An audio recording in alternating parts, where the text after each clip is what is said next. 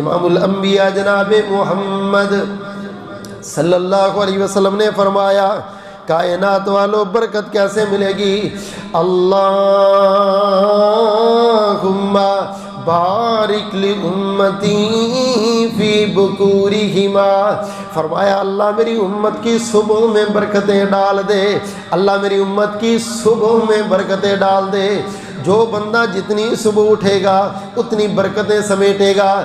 اللہ کی قسم تہجد پڑھنے والے بڑے خوش نصیب ہیں، راتوں کو اٹھنے والے بڑے خوش نصیب ہیں، وقت پہ کاروبار پہ جانے والے بڑے خوش نصیب ہیں، پہلے وقت میں اللہ ذوالجلال کے راستے میں جانے والے بڑے خوش نصیب ہیں۔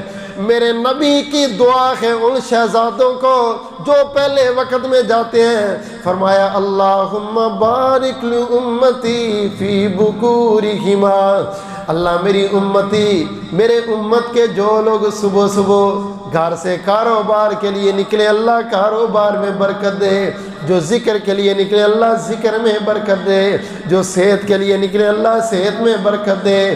میرے نبی نے اپنے ہر امتی کو دعا دی، جو امتی صبح صبح نکلے گا۔